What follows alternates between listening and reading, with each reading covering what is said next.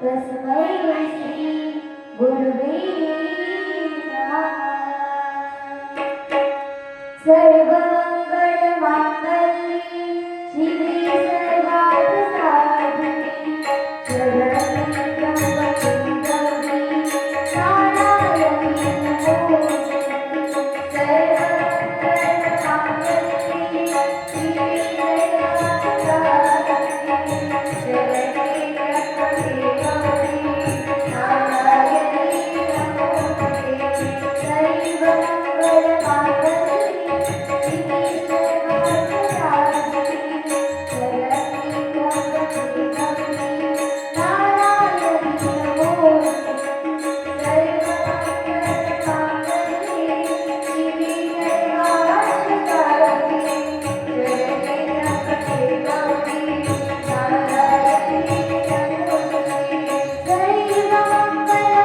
सर्वमङ्गलमाङ्गल्ये शिवे सर्वार्थसाधिके शरण्ये त्र्यम्बके गौरी नारायणी नमोस्तुते।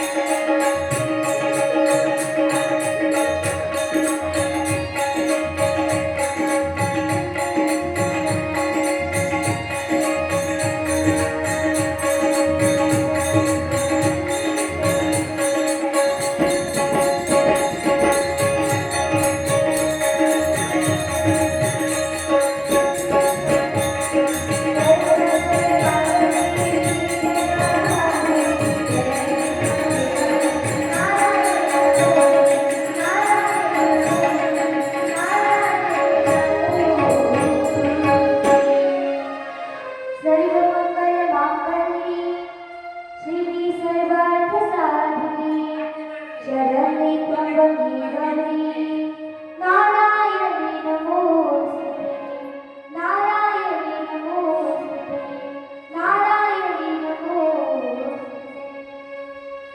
समचरण सरोजा सागरेला पुदागम जननी तपानि मंडनं मंडना तरुणकस्य कालं कंजनं कंजनेशं सदगवासं विठलं चिन्तयामि।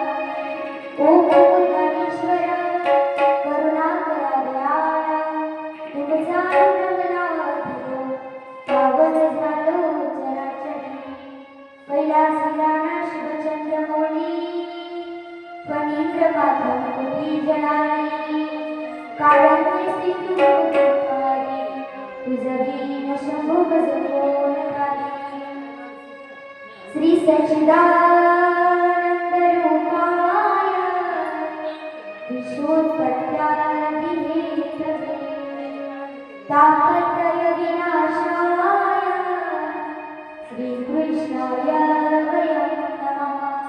श्री कृष्णाय वयं नमः। श्री कृष्णाय वयं नमः। श्री कृष्ण गोविंद हरि मुरारी वीणानाद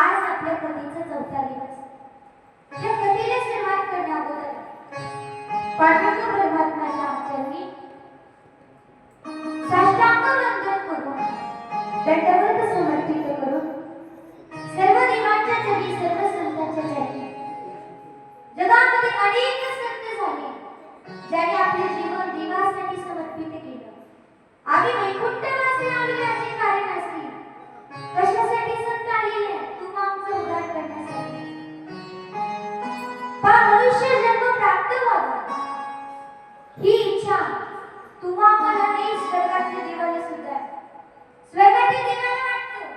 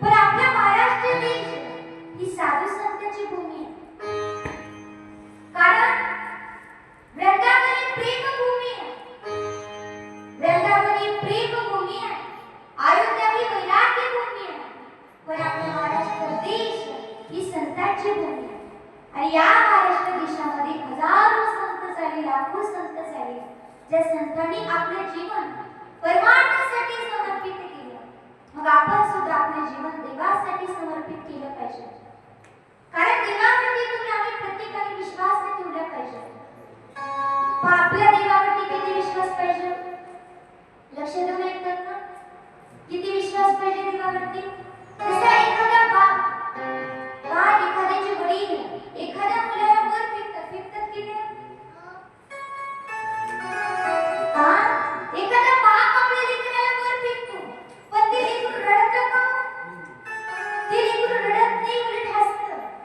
कारण त्या लेकराला विश्वास असतो, जसा माझ्या बापाने मला वर फेकलाय, तसा माझा बाप या हातामध्ये मला झेलून घेईल, तसा माझा बाप मला सुखरूपपणे स्वतःच्या हातामध्ये झेलेल, इतका विश्वास त्या लेकराला आपल्या बापावरती असतो. एवढंच नाही, जर आपण बसमध्ये जायला निघालो आणि बसमध्ये जात असताना आपली जी जागा आहे त्या जागेवरती आपण सुखरूपपणे बसतो आणि आपले कसलंही टेन्शन घेत नाही, कोणी झोपतं, कोणी खातं, कोणी पितं, कारण आपल्याला विश्वास असतो कोणावरती? बसमध्ये बसलाय कोणावर विश्वास असतो? कंडक्टरवर? मग कोणावरती? ड्रायव्हरवरती. तसा विश्वास देवावरती ठेवला पाहिजे. अरे अवटा हाताचा मानव देवा लाडी तुझे दिया, शरीर देवाने दिलेले आहे, देवी दिला देव भजना घुमटा, भजनासाठी देव दिलेला आहे. मग आपण सुद्धा विश्वास ठेव बाबा, ज्याने तुम्हा मला जन्म दिलेला आहे आणि ज्याने तुम्हा आमचं या ठिकाणी भरण पोषण केलेलं आहे, तो भगवंत तुम्हा आमचा उद्धार करेल, इतका विश्वास त्या देवावरती ठेवला पाहिजे. आणि म्हणून विश्वास ठेवून भगवंताची भक्ती केली पाहिजे. तर देवावरती आपल्याला किती विश्वास पाहिजे? विश्वासी तो करी स्वामी बरी सत्ता, विश्वासी तो करी स्वामी बरी सत्ता,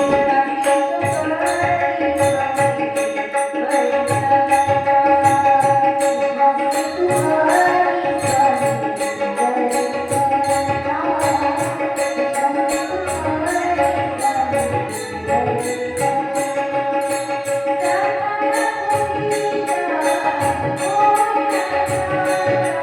विश्वासी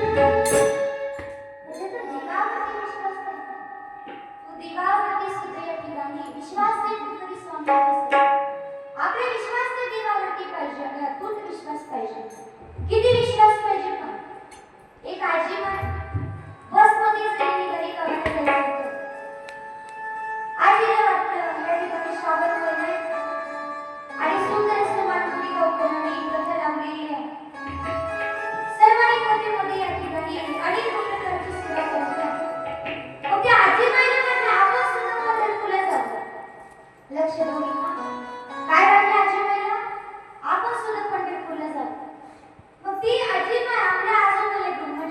बरी तुमच्याकडे काय आहे का टाकायला खिडकीतून?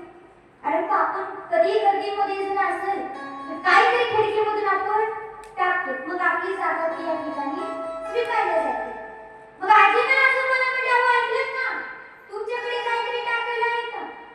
आजोबा म्हणे, माझ्याकडे काहीच नाही. आजी म्हणे, माझ्याकडे काही नाही, काम आपण करू. आजी म्हणे, चला खिडकीपाशी. आजोबाला नेले खिडकीपाशी. आजी म्हणे, बघा एक काम करा, तुम्ही मला उचला आणि खिडकीमधून टाका. आजोबा म्हणे, डोक्याला हात घालून घेतलं, या वयात तुला उचलायचं? अगं लग्न झाल्यावर जेजुरीच्या पायऱ्या सुद्धा चढलं नाही आणि या वयामध्ये 70-80 वर्षाचं वय माझं, तुला उचलायचं जमल का? मी उत्पत्तीच्या लाकडं तोड कसं जमल? आजोबा म्हणे, माझं काही खरं नाही. पण कोणताही नवरा आपल्या बायकोचं न ऐकणं हा पाप करत नाही, लक्षात घ्या. प्रत्येकाला आपल्या बायकोचं ऐकावं. जे देव जे माझी बायको तुझे सांगेल तीच मी ऐकू, ही आरती आपल्याला पाहिजे. बायकोचं ऐकावंच लागतं. आजोबा म्हणे, बघा आता काय करावं, आपल्याला ऐकावं लागेल. आता तबल्यावाले म्हणतात, आम्ही त्यांचं ऐकत नाही. कसं काय ऐकत नाहीत? मला तिथे बसलेले अहो, किती केलं तरी फारच म्हणायची गोष्ट आहे. पण प्रत्येक नवरा आपल्या बायकोचं ऐकल्याशिवाय आज या ठिकाणी आंघोळीला जायचं, चंद्रभागेवरती किती पाऊस पडला तरी जायचं म्हणजे जायचं. बायकोला हट्ट केला, नवऱ्याला पुरवावा लागतो, लक्षात घ्या.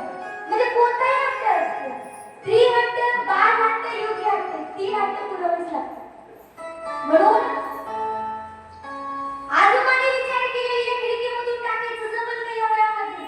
पण आजीने हट्ट केला, पुरवावाच लागला. मग आजोबाने काय केलं? आजीला धरलं आणि खिडकीमधून टाकणार. आता आजी आतमध्ये खिडकीमध्ये जाणार, तिच्यामध्ये खिडकीच बाहेर आली.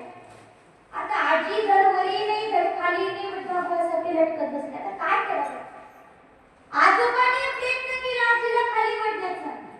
आजोबा म्हणले, जर ही खाली पडली तर काय मला तुमच्यावरच पडली, म्हणजे जीवनभर मला टोमणी मारली. आता काय करावं?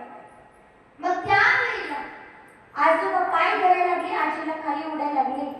पण तिच्यामध्ये ही गोष्ट पाहिली आतमधल्या लोकांनी. त्यांनी विचार केला, जर आजी खाली पडली, लक्ष द्या, जर आजी खाली पडल्या तर लोक काय म्हणतील? आतमधल्यानी ढकललं. मग काय करावं? आतल्या लोकांनी विचार केला, धरले आजीचे हात आणि उडायला लागले आत. आत उडतात बाईची बाबा उडतात. आता काय करावं? आजी म्हणली, 2 तुकडे झाल्याशिवाय राहणार नाही. मेली म्हणली मी, आता काहीच खरं नाही. काय करावं? आजीचा नाईलाज झाला आणि एक जर आपले आत उडतात, आजोबा बाहेर उडतात. आजी म्हणली, मेली, आता काय करावं? आजीने धाड दिशी आपल्या नवऱ्याला लाथ मारली आणि जशी नवऱ्याला लाथ मारली तसे आजोबा धाड करून खाली पडले. आता आजोबा खाली पडले, आजी सरकन आतमध्ये गेली.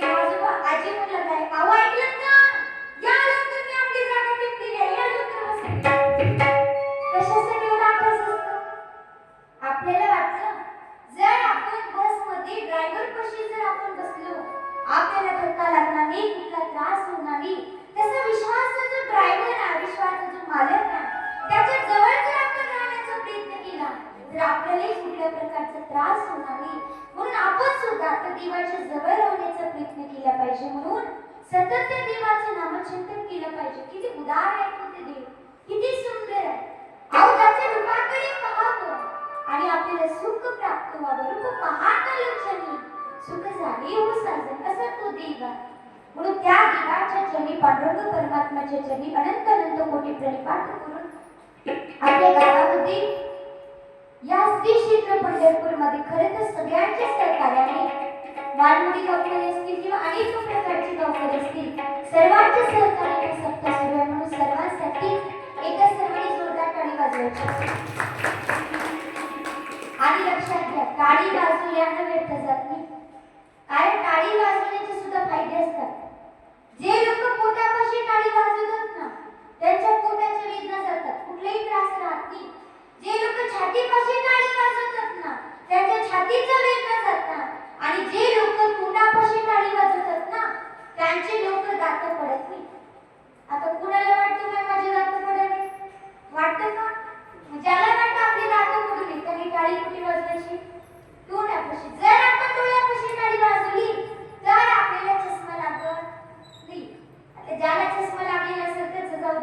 त्याला लागले ना नाही त्याने तरी डोळ्यापाशी टाळी. तर जर आपण डोक्यापाशी टाळी वाजवली ना तर जीवनामधलं जे टेन्शन आहे ते सगळं टेन्शन दूर. टाळी कुठे वाजवायची? डोक्यापाशी. असंच मी कथेमध्ये सांगत होते माय, टाळी कुठे वाजवायची? बोला बोला, कुठे वाजवायची? डोक्यापाशी. एक जर एक माय माऊली मायापाशी आली, माय डोक्यापाशी टाळी वाजवायची. तसं करायचं नाही, आपापल्या डोक्यापाशी टाळी आपण वाजवायची. कारण जितकी आपण टाळी वाजवली, कथेमध्ये असो कीर्तनामध्ये असो, आपल्या पापाचे या ठिकाणी पाप नष्ट होतो. म्हणून कीर्तनाच्या टाळी होईल पातकाची होईल. मग कीर्तन म्हणजे 2 तासाचं कीर्तनी, ज्या ठिकाणी देवाचं नामचिंतन आहे, ज्या ठिकाणी देवाचं भजन आहे, तिथं जर आपण टाळी वाजवली ना आपले पाप नष्ट होतो. म्हणून सर्वांनी टाळी वाजवून प्रेमाने देवाचं भजन केलं पाहिजे, मुखाने नाम घेतलं पाहिजे. कारण त्यासाठीच देवाने मुख दिलेलं. कोणाची निंदा करायला मुख दिलं नाही, हे कान या ठिकाणी वाईट गोष्टी ऐकायला दिले नाही, हे डोळे वाईट पाहायला दिले नाही. कशासाठी कान दिले? आपण देवाची कीर्ती ऐकावी यासाठी कान आहे. डोळे कशासाठी? भगवंताला पाहावं यासाठी डोळे आहेत.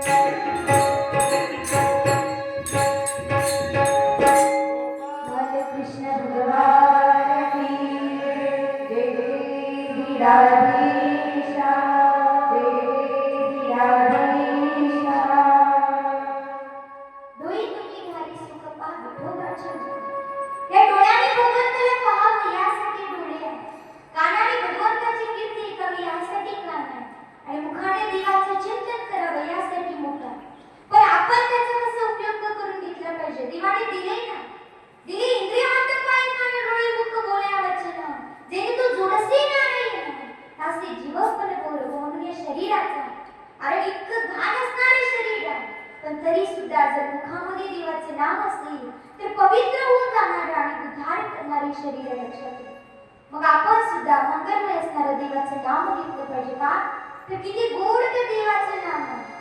आणि देवाचं नाम मंगलात मंगल आहे. सगळं मंगल निधी श्री विठ्ठलाची नामावली.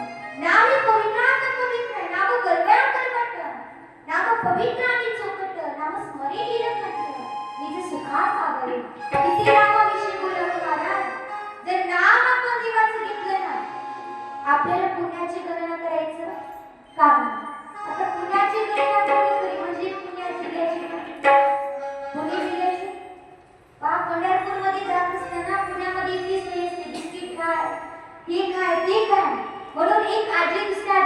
काय नाही खरंच पुण्यामध्ये आमची इतकी सोय होती की दुसऱ्या आजीने म्हणली हो ग त्याच्यामुळेच त्याला बरे म्हणतात पुण्याची गणना कोण आहे हो का आपण देवाचं नाम जर मुखामध्ये घेतलं हरिमुखी म्हणा पुण्याची गणना हरिमुखी म्हणा हरिमुखी म्हणा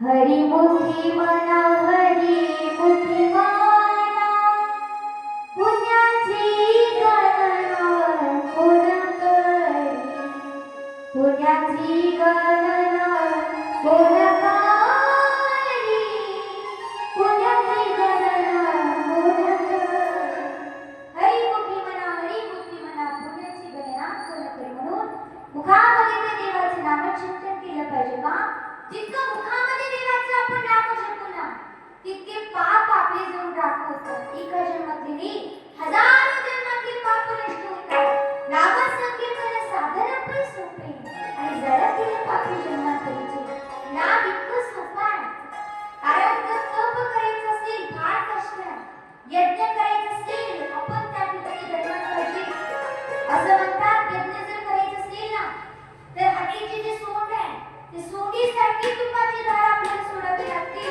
इतकं यज्ञामध्ये आपल्याला किती कष्ट करावे लागते यज्ञ आपल्याच्याने शक्य नाही पण नाम इतकं सोपं आहे तुका म्हणे सोपे आहे सर्व मुनी शहाणा पुत्रनी घेतोय ते म्हणून जे हुशार लोक आहे शहाणे लोक आहे तीच मुखामध्ये देवाचं नाम घेतात म्हणून आपल्याला हुशार व्हायचे आणि आपल्याला सुद्धा जीवनाचं कल्याण करायचं आहे त्यासाठी आपण सुद्धा मंगलमय असणाऱ्या देवाचं सुंदर असं नाम घेतलं पाहिजे आणि यासाठीचा जन्म तुम्हाला प्राप्त झालेला आहे म्हणून आपल्याला सुद्धा आपल्या जीवनाचा उद्धार करून घ्यायचा आहे तर आज आपल्या कथेचा चौथा दिवस आहे पण कथेमध्ये विराजमान असणारे दोन महाराज मंडळी आपल्या कीर्तनाला विराजमान आहे दोघे गायक आहेत दोघे वादक आहेत आणि दोघे कीर्तनकार आहेत अशी असणारी पहिल्या दिवशी कीर्तन सेवा झाली प्रवीण महाराज असतील तसंच या ठिकाणी ज्यांची काल कीर्तन सेवा झाली अशी असणारी विठ्ठल महाराज असतील या दोघांसाठी एक जोरदार टाळी वाजवायची तसेच या ठिकाणी गोड अशी आडगडाची साथ देणारे आपले रामचंद्र बाबा हटनगर असतील त्यांचे सुद्धा आभार उद्धव महाराज पाटे असतील तबला वादक त्यांचे सुद्धा आभार आणि तसेच माझ्या दोन बहिणी त्यांचे सुद्धा आभार आपले यजमान असतील या ठिकाणी विठ्ठल रुक्मिणी सारखे ज्यांचं नातं आहे भागवय असतील आणि या ठिकाणी जगाजी आजोबा माय आणि बाबा दोघांसाठी एक जोरदार टाळी वाजवा कारण कथेचे यजमानपद प्राप्त होण्यासाठी सुद्धा भाग्य लागतं कोणालाही यजमानपद प्राप्त होणे लक्षात घ्या म्हणून भाग्य आहे त्यांचं की कथा ऐकण्यासाठी यजमानपद त्यांना प्राप्त झालेलं आहे त्यांचे सुद्धा आभार व्यक्त करू खरेच आणि या ठिकाणी सत्यामध्ये 7 दिवस अन्नदान सेवा करत आहे आणि आज तर इतकं छान अन्नदान केलं की जे लोक जेवून या ठिकाणी बरे बसले ते झोपेच गेले असतील इतकी झोप लागली असं काय खावं काय नाही काहीच कळलं गेलं नाही देखील ते वेळ भोग सुखाचे असेल इतकं या ठिकाणी अन्नदान आहे आणि गोड असते नाही त्या ठिकाणी गोड किती वेळ असते इतकंच गोड असते या ठिकाणी पण आज बुंदी होती जिलेबी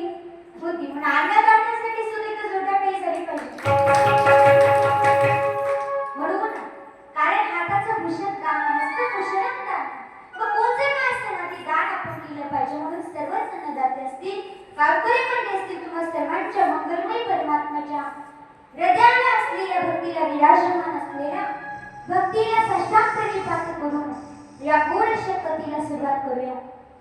काल आपण राजा परीक्षितीचा जन्म कसा झाला, उत्तरा माता गर्भवती अश्वत्थामाच्या मागली ब्रह्मास्त्र मागे लागलेले आहे.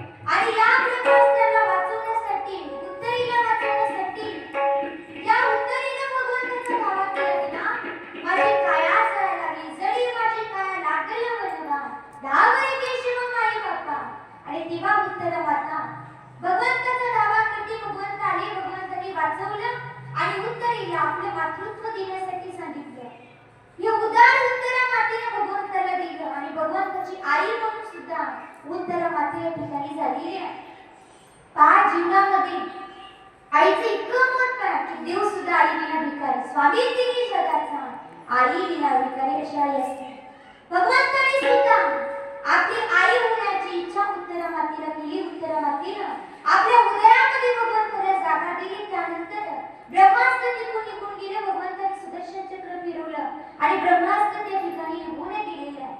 ब्रह्मास्त्र निघून गेल्याच्या नंतर त्या ठिकाणी राजा परीक्षिती त्यांचा सुंदर असा जन्म झालेला आहे.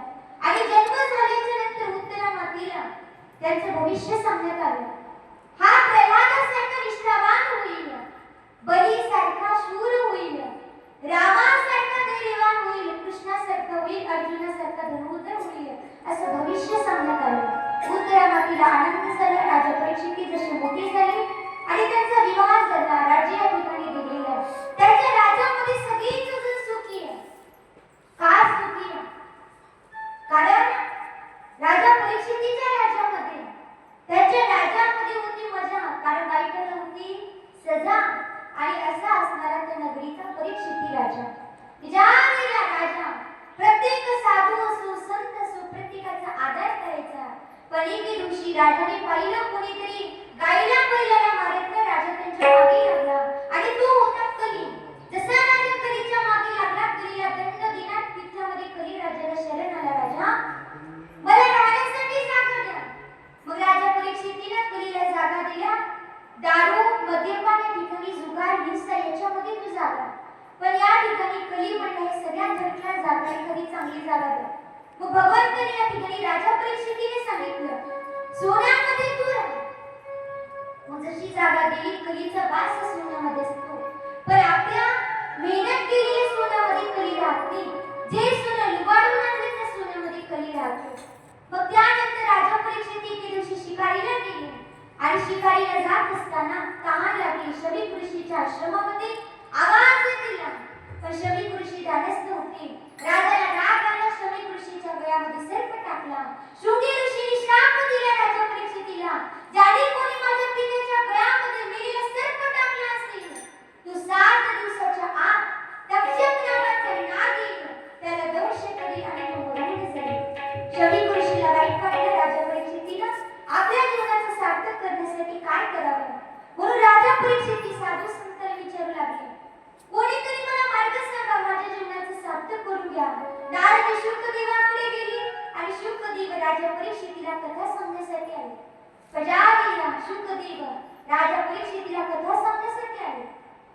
तितक्यामध्ये स्वर्गामध्ये जे देव होते ना, ती सुधा कुंभ म्हणजे अमृताचा कलश घेऊन शुकदेवाकडे आले आणि शुकदेवांना म्हणू लागले, बघा तुम्ही अमृत कलश घ्या आणि आम्हाला कथामृत द्या. काय म्हणले? की अमृत घ्या आणि आम्हाला कथामृत द्या. शुकदेवजी म्हणले, जमणार नाही. जसं एखादी काच आणि हिरा याची तुलना होत नाही, तसं अमृत आणि कथामृत याची सुद्धा तुलना होत नाही. एकदा देवाला प्रश्न पडला, भागवताची काय तुलना करावी म्हणून या ठिकाणी 17 पुराणिक तराजूवरती ठेवले आणि 18 पुराणिक पारड्यामध्ये ठेवले. पण ज्या ठिकाणी श्रीमद भागवत पुराण होतं तेच पारड जड पडले. इतकी ताकद आहे श्रीमद भागवत कथेमध्ये. शुकदेवाने दगार दिला, स्वर्गातली देव वापस गेली आणि शुकदेव राजा परीक्षितीला मंगलमय असणारी भगवंताची कथा सांगू लागला. राजा परीक्षितीने पहिला प्रश्न विचारला, हे शुकदेवजी, या जगाची सृष्टीची उत्पत्ती कशी झाली?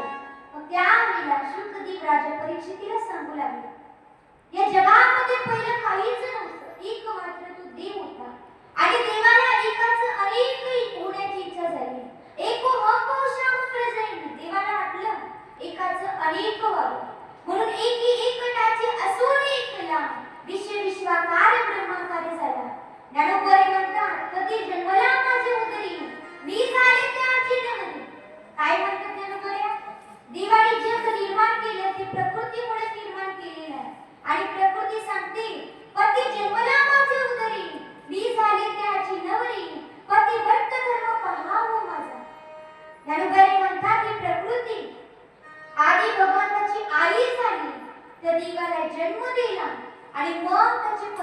झालेली आहे.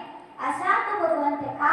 कारण या जगामध्ये पूर्वी कुठेच काही नव्हतं, पूर्वी कुठेच नव्हती काही चंद्र सूर्य ताऱ्यांनी, आणि म्हणून भगवंत विराट असणारा तो देव. भगवंत किती विराट आहे पहा. अहो आपण जर विचार केला देवाचे जे हात आहेत ना, इंद्रादी देव हे देवाचे हात आहेत. देवाच्या अंगामधले जे नसा आहेत ना, त्या नसा म्हणजे ब्रह्मांडातल्या नद्या आहेत. देवाच्या अंगावरचे जे एक एक केस आहेत ना, ती जगामधली झाडं आहेत. असा विशाल असणारा तो परमात्मा भगवंताच्या या ठिकाणी हृदयाला स्वर्ग लोक आहे, गळ्याला मोहर लोक आहे, आणि असा विशाल असणारा परमात्मा एके दिवशी भगवान शेषनागावरती विश्रांती घेऊ लागले. आणि ज्या वेळेला शेषनागावरती विश्रांती घेत होते तितक्यामध्ये त्यांच्या नाभीपासून एक कमळ उत्पन्न झालं, आणि त्या कमळापासून ब्रह्मदेवाचं प्रागट्य झालं. जेव्हा ब्रह्मदेवाचं प्रागट्य झालं, ब्रह्मदेवाने पाहिलं इकडे तिकडे कोणी दिसत नाही. तितक्यामध्ये कडकड अशी आकाशवाणी झाली, हे ब्रह्मदेवा सृष्टीची उत्पत्ती कर. ब्रह्मदेव म्हणजे सृष्टीची उत्पत्ती करायला लहान लेकरांनी खेळणे आता काय करावं. ब्रह्मदेव तपश्चर्या करू लागले, आणि तपश्चर्या करत असताना ब्रह्मदेवाने काही उभे प्राणी निर्माण केले, काही आडवे प्राणी निर्माण केले. पण पहा, ब्रह्मदेवाने प्रथम जी सृष्टी निर्माण केली ती देव आणि असुरांची सृष्टी आहे. देव असुरांची सृष्टी ब्रह्मदेवाने निर्माण केलेली आहे. प्रथम देवाला निर्माण केलं, इंद्र चंद्र सूर्य देव, आणि सगळ्या देवांना वरचा मजला म्हणजे स्वर्गलोक दिलेला आहे. त्यानंतर भगवंताने या ठिकाणी ब्रह्मदेवाने राक्षसांना निर्माण केलेलं आहे, देव निर्माण केले. त्यानंतर या ठिकाणी अनेक प्रकारचे राक्षस सुद्धा निर्माण केले, त्यांना पाताळामध्ये राहायला जागा केली, खालचा मजला. मग त्यानंतर ब्रह्मदेवाने अनेक जीव निर्माण केले. पण ब्रह्मदेवाने विचार केला, काही आडवी जीव आहेत, काही या ठिकाणी उभयचर प्राणी आहेत, तर भूचर आहे, कोणी पाण्यामध्ये राहतं, कोणी जंगलामध्ये राहतं. पण कोणीही देवाचे चिंतन करत नाही, कोणीही देवाचे भजन करत नाही. मग ब्रह्मदेवाला वाटलं असा कोणता तरी जीव निर्माण व्हावा जो जीव देवाची भक्ती करेल, आणि जो जीव देवाची भक्ती करेल असा विचार ब्रह्मदेवाने केलेला आहे. तितक्यामध्ये ब्रह्मदेवा विचार केल्याच्या नंतर ज्यांची निर्मिती झालेली आहे ते संकादिक आहे. बोला संकादिक भगवान की, श्रीमद् भागवत पुराण की जय. जय श्रीनाथ, जय जय श्रीनाथ.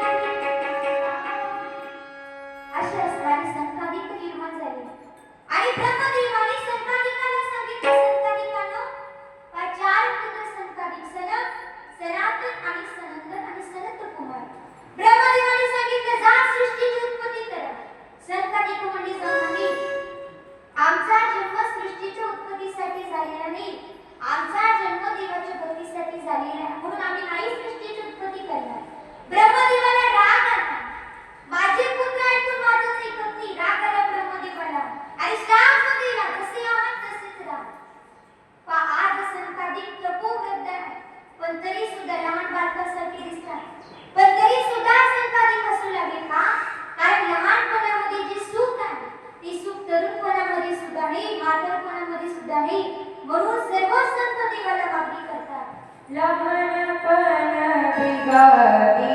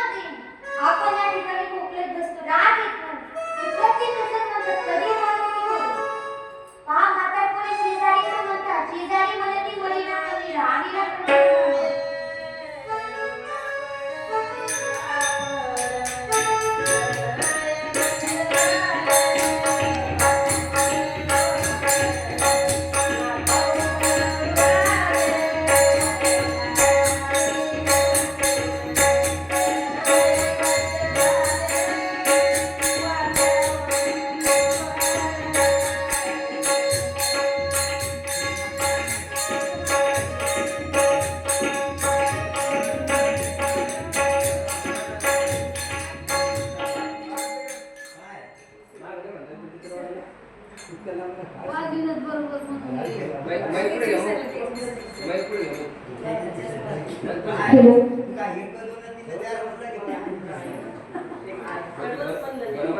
गोपाल कृष्ण भगवान की जय जय श्री राधेशा जय जय श्री राधेशा. पण म्हातारपणामध्ये सुख नाही का? काय अवस्था असते म्हातारपणी? शेजारी तर म्हणतात कधी म्हणतात की पण म्हातारपणी आपली बायको का कोण म्हणते म्हातारपणी? आपली बायको. आणि काय म्हणते हो? खर म्हणते. खर म्हणजे काय? गाढव. आणि कधी म्हणते? म्हातारपणी. बाई म्हणे खर म्हणतात तरी बरं. आणि नाशिकली घरी तू कोणी आहे? बाई म्हणे खरं म्हणतात तरी बरं, नाशिकली घरं तू कोणी आहे? नाशिकली घरं तू कोणी आहे? बाई म्हणे खरं म्हणतात तरी बरं, नाशिकली घरं तू कोणी आहे? नाशिकली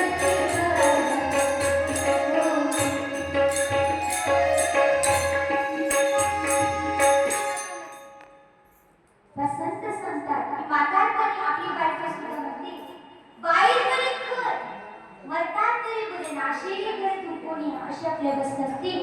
म्हणून तरुणपणामध्ये सुद्धा सुख नाही, म्हातारपणामध्ये सुद्धा सुख नाही. सगळ्यात जास्त सुख जर कुठे असेल ना तर ते लहानपणामध्ये आहे. म्हणून लहानपण दिला देवा अंगी साखरेचा डबा. संतांनी विचार केला जरी आपल्या पित्याने आपल्याला श्राप दिलेला असेल तरी सुद्धा लहानपणा सुख आहे. म्हणून सरकारी कसू लागले. ब्रह्मदेवाला आणखीनच राग आला. किती निर्लज्ज पुत्र आहे, तो श्राप दिला आणि तरी सुद्धा हसतात. इतका राग आला ब्रह्मदेवाला की ब्रह्मदेवाच्या भुवयाच्या मध्यभागातून अग्नीसारखी एक गोळ प्रकट झाली आणि त्या अग्निगोळाचं रूपांतर एका बालकामध्ये झालं आणि त्या बालक त्या ठिकाणी रडू लागला आणि रडत असताना ब्रह्मदेवाने त्या पुत्राचं नाव ठेवलं रुद्र. बोला रुद्र भगवान की जय.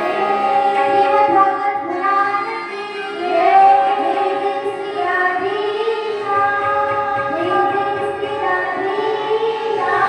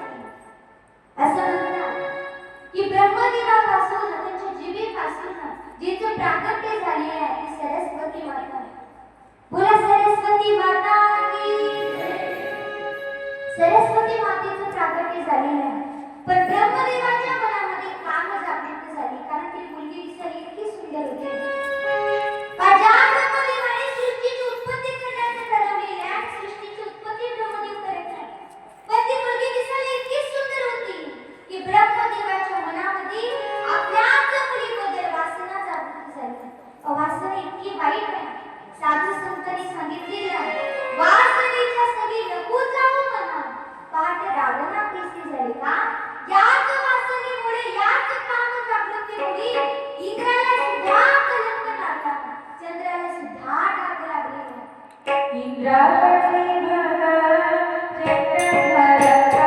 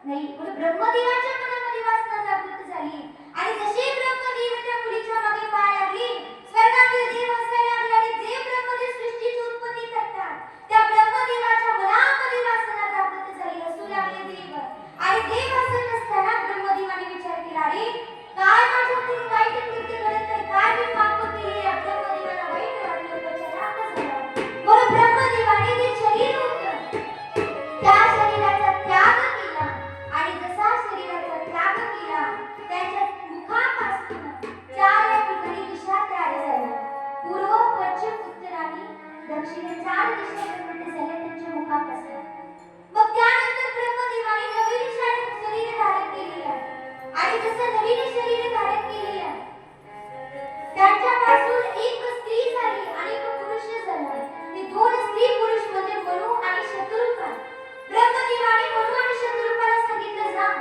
सृष्टीची उत्पत्ती कर आणि या ठिकाणी पृथ्वीमध्ये आनंद आणि जीवन जगा पण घडलं असतं ब्रह्मदेवाने आदेश दिला आज्ञा पाळण्यासाठी मनु व शत्रुघ्न निघाले पण ही पृथ्वी रसा त्यामध्ये बुडत होती मग या पृथ्वीला शोधणार कोण पृथ्वीला वाचवणार कोण म्हणून ब्रह्मदेव विचार करते तिच्यामध्ये ब्रह्मदेवाच्या नाकामधून ज्यांचे या ठिकाणी प्राकट्य झालंय ते वराह भगवंत आहे बोला वराह भगवान की श्रीमद भागवत पुराण की आत्म्याप्रमाणे वराह भगवंतांनी रूप घेतलेलं आहे पण कलीने भगवंत वाढत नाही एका दिवसामध्ये एखादे एकूण एवढं असावं पण भगवंत विशाल असणारा वाढत ब्रह्मदेवाने विचार केला आता ही भगवंत भगवान विष्णूचा अवतार आहे वराह भगवंत सृष्टीचे या ठिकाणी सृष्टीचं पालन करण्यासाठी पृथ्वीला वाचवण्यासाठी वराह भगवंत निघालेले पण तितक्यामध्ये घडलं असतं पृथ्वीला शोधलेल्या आणि पृथ्वीला रसातून काढणार तितक्यामध्ये हिरण्याक्षी तिथे गेला देवा माझ्याशी युद्ध करा भगवंत म्हणे जाणार नाही पण तरी सुद्धा पृथ्वीला वाचवण्यासाठी भगवंतांनी हिरण्याक्षाचा वध केला आणि जसा वध केला पृथ्वीला रसातून वाचवलं बोला वराह भगवान की ज्या वेळेला भगवंतांनी पृथ्वीला वाचवलं विदुर काकांनी प्रश्न विचारला काय प्रश्न विचारला ब्रह्मदेव त्या ठिकाणी चांगली सृष्टी उत्पत्ती करत होते भगवान विष्णूच्या नाभी कमळापासून ब्रह्मदेवाचा जन्म झाला आणि त्यानंतर अनेक जीव निर्माण झाले सरकारिकांचं प्राकट्य झालं त्यानंतर त्यांच्या जीवीपासून सरस्वती माता निघाली रुद्र भगवंत प्रकट झाले पण हा हिरण्याक्ष नेमका आला तरी कुठून हा प्रश्न विदुर काकांनी सुद्धा विचारलेला आहे मग हा हिरण्याक्ष कोण आणि का भगवान या ठिकाणी आव्हान देत होता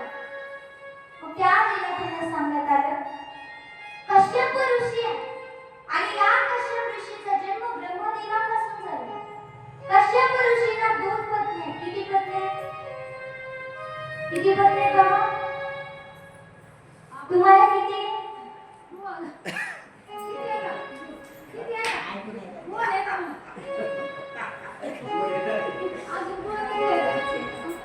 अहो तुम्हाला बायका किती आहेत मला तुम्ही दोन सांगायचे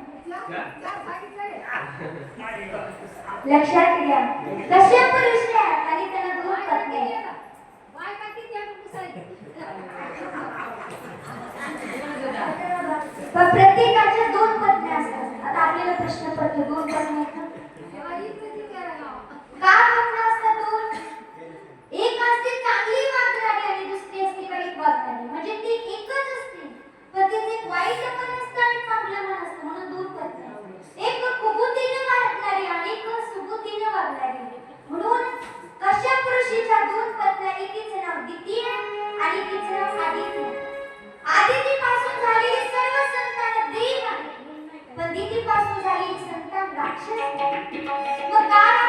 झाली त्याचं सुद्धा कारण आहे.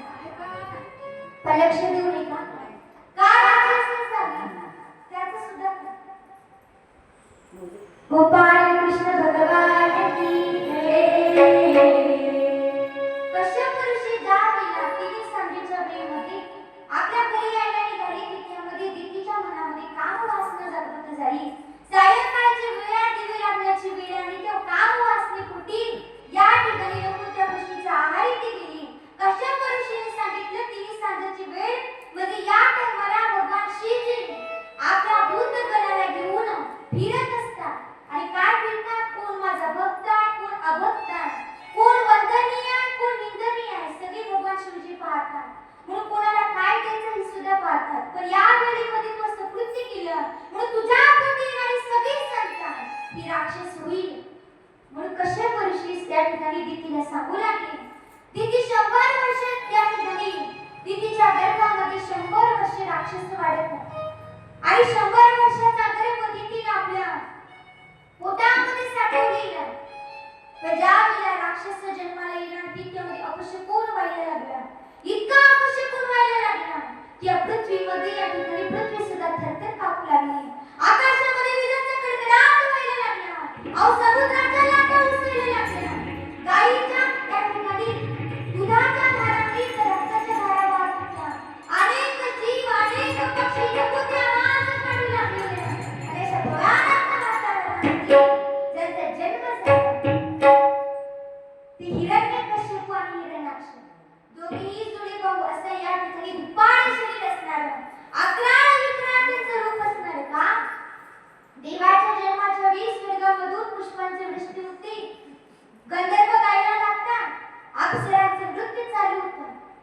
पण या वेळेला 2 दैत्य जन्माला येणार होती. आपण गायीच्या ज्या वेळेला दुधाच्या धारा काढतो त्या दुधाच्या धारांनी त्या वेळेला रक्ताच्या धारा वाहत होत्या. स्वर्गामधून सुद्धा या ठिकाणी पृथ्वीमध्ये रक्ताचा पाऊस पडत होता. आपल्याच इथं कुठला पाऊस पडतो? पैशाचा जर पाऊस पडला असता ना, आपण पावसाळ्यात आज जातो पण पावसाळ्यात सगळे आणि एक रुपया पैसेच गोळा करून घेतले असते आपण. पैशाचा पाऊस पडत, पाण्याच्या ठिकाणी पाऊस पडतो. पण घडला असं हिरण्याक्ष हिरण्यकश्यप जन्माला येताना रक्ताचा पाऊस पडत होता आणि भयानक वातावरण झालेलं होतं आणि अशा भयानक वातावरणामध्ये हिरण्यकश्यप आणि हिरण्याक्ष 2 दैत्याचा जन्म झाला होता.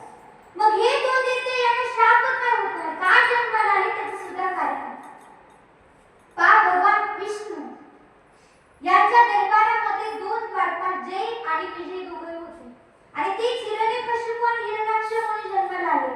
मग ते का आले त्याचं कारण ज्यावेळेला जय आणि विजय भगवान विष्णूची आज्ञा पाळण्यासाठी स्वर्गामध्ये बसलेले होते, वैकुंठामध्ये भगवंताची आज्ञा पाळण्यासाठी बसलेले. भगवान विष्णूने सांगितले जोपर्यंत मी आज्ञा करत नाही आज कोणाला येऊ देऊ नको. तर जय आणि विजय या ठिकाणी आज्ञा पाळण्यासाठी दरबारामध्ये बसलेले. तिच्यामध्ये संकादिक तिथे गेले आणि या संकादिकाला भगवान विष्णूचं दर्शन घ्यायचं होतं. मग संकादिकांना जय आणि विजय यांनी अडवले. जय आणि विजय यांनी अडवल्याच्या नंतर संकादिकांना राग आला आणि त्यांनी श्राप दिला. आम्हाला देवाच्या भेटीपासून अडवतात ना, आम्ही श्राप देतो तुम्हाला, तुम्ही राक्षस कुळामध्ये जन्माला जा. ज्यावेळी श्राप मिळाला जय आणि विजयला फार वाईट वाटलं. त्याने हात जोडले, देवा तुम्ही संत आहात, तुम्ही संकादिक संत, म्हणून आमच्यावरती कृपा करा, आमच्या जीवनाचा उद्धार करा, असं शाप आम्हाला देऊ नका. पण संकादिकांनी सांगितलं ठीक आहे आम्ही शाप देतो, तुम्ही जरी राक्षस होताल तरी सुद्धा भगवान विष्णू अवतार घेतील आणि तुमच्या जीवनाचा उद्धार करतील.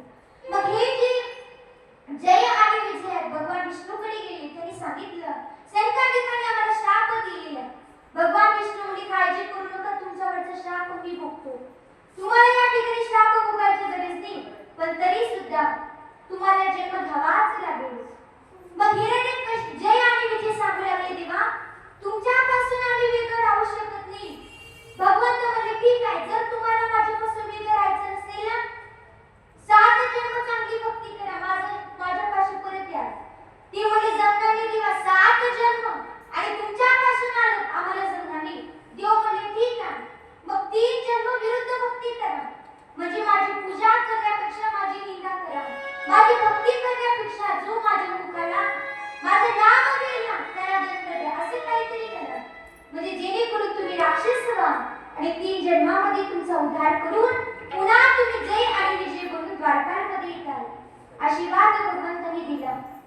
भगवंत म्हणजे जरी तुम्ही 3 जन्म घेताल पण तुमचा उद्धार करण्यासाठी मी 4 अवतार घेईल. किती घेईल? 4. आणि भगवंत घेतले सुद्धा.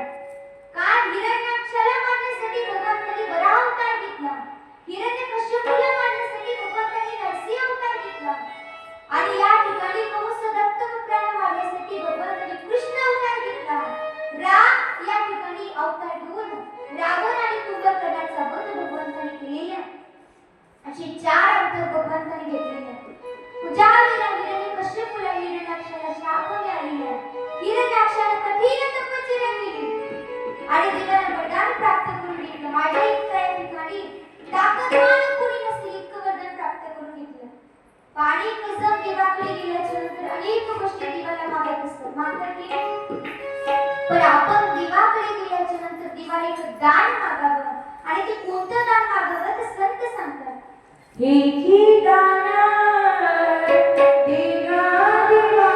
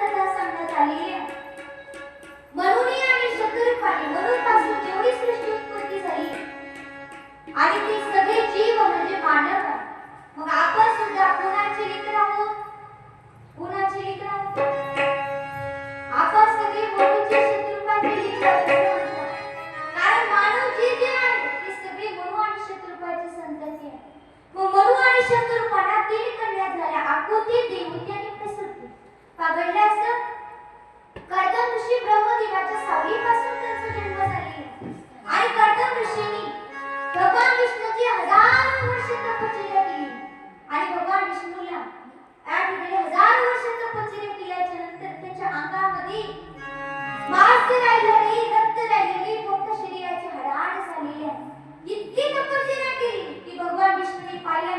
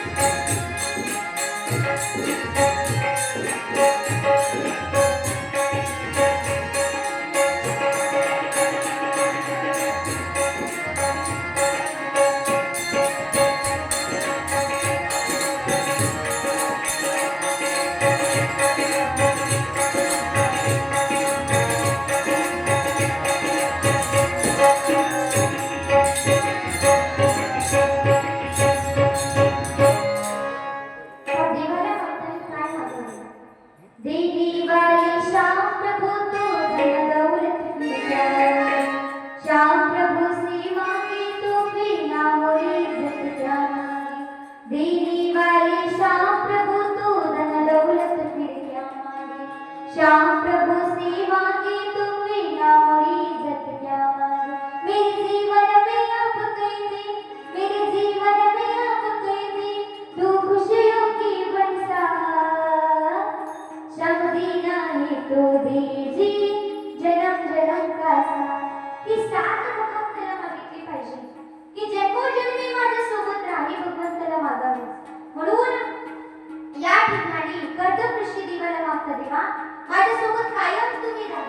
पण भगवंताने सांगितले ग कर्दम, तू या ठिकाणी मधु आणि शत्रुपाची जी कन्या देवहूती हिच्या बरोबर विवाह कर। कर्दम ऋषी म्हणजे देवा जगणारी मला संसाराच्या नादी लागायचं नाही म्हणून मी विवाह करणार नाही। तरी सुद्धा भगवंतांनी सांगितले बघ या ठिकाणी तू विवाह कर, कारण देवहूती संस्कारी मुलगी आहे आणि हिच्या सोबत जर तू विवाह केला तर तुझ्या जीवनाचं सुद्धा सार्थक होईल। कर्दम ऋषी म्हणजे ठीक आहे देवा मी विवाह करीन, पण माझी अट आहे का भगवंताला अट घातली ती अट ठेवली। ज्या वेळेला माझा विवाह होईल माझ्या घरी तू पुत्र रूपाने जन्माला येईल, हा आशीर्वाद कर्दम ऋषीने या ठिकाणी घेतलेला आहे। मग त्यानंतर भगवंताने कर्दम ऋषीला आशीर्वाद दिला आणि भगवंताचा कसा जन्म झाला देवहूती बरोबर तसा या ठिकाणी विवाह झालेल्या कर्दम ऋषीचा ते सर्वांना आपल्याला पाहायचंय। एका ठिकाणी 5 मिनिट विश्रांती होईल, त्याआधी थोडंसं भजन। श्री कृष्ण गोविंद हरे